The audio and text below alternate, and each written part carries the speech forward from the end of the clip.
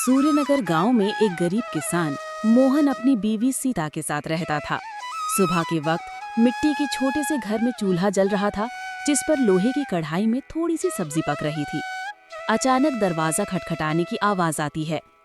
अरे, इतनी सुबह सुबह कौन इतने जोर जोर से दरवाजा पीट रहा है? दरवाजा खोलते ही ठाकुर देवेंद्र गुस्से में लाल पीला खड़ा था, जो कि बहुत लालची और चालाक था। वो हर किसी से 2 गुना ब्याज वसूलता था। मोमन, बहुत हो गया तेरा नाटक। मेरे पैसे कहाँ हैं?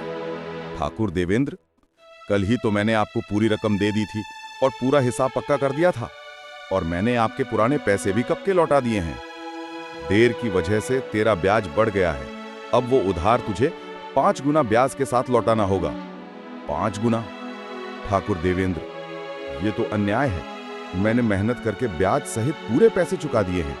मैं गरीब आदमी इतना भारी ब्याज कैसे दे सकता हूं? ज्यादा जुबान मत चला। अगर पैसा नहीं दिया ना, तो तेरे घर का ताला तोड़कर बर्तन कपड़ा सब उठा ले जाऊंगा। तेरी बैलगाड़ी भी बेच दूंगा। ठाकुर देवेंद्र, गरीब का खून चूसकर आपको क्या मिलेगा? हमारे साथ ऐसा मत करिए। इतना ज्यादा ब्याज मैं नहीं दे पाऊंगा। पैसे तो तुझे देने ही पड़ेंगे। देख लूंगा मैं तुझे। याद रखना मोहन, ठाकुर देवेंद्र से पंगा लेना आसान नहीं है।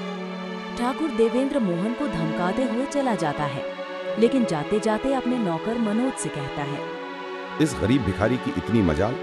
मुझे ना बोलकर इसने गलती कर दी। इसे तो सबक सिखाना पड़ेगा, ताकि गांव में बाकी गरीब भी डर में रहें। आप बताइए, ये जिंदगी कब बदलेगी? रोज रोज 2 वक्त की रोटी के लिए जूझना पड़ता है। कभी मन करता है घर की टूटी छत ठीक करवा दूं, तो कभी सोचती हूँ कि हमारे पास भी अच्छे कपड़े हों। लेकिन लगता है किस्मत ने हमें बस तंगी ही दी है। मुझे पता है तुम्हें तकलीफ है, पर मैं क्या करूं? खेत छोटे हैं, बारिश वक्त पर नहीं होती, ऊपर से कर्ज का बोझ भी सर पर है। मैं दिन रात मेहनत करूं, तब हमारे हिस्से में यही नमक रोटी आती है। मेहनत? हाँ, मेहनत तो आप करते हैं, लेकिन भगवान हमारी सुनता ही कहाँ है। लगता है जैसे भाग्य ने हमें इस गरीबी में ही सड़ने के लिए भेजा है। सीता ने आह भरी, पर चुपचाप सब्जी पकाने लगी। कमरे में सन्नाटा था। मोहन ने मन ही मन ठान लिया, आज खेत में चाहे जान निकल जाए, पर घर लौटकर कुछ ऐसा लाऊंगा जिससे सीता के चेहरे पर मुस्कान आ जाए। मोहन को नहीं पता था कि आज का दिन उसकी जिंदगी की सबसे बड़ी कहानी की शुरुआत करने वाला है। सुबह के वक्त मोहन खेत जाने के लिए घर से निकल रहा था। सुबह की हल्की हल्की धूप खेतों पर पड़ रही थी।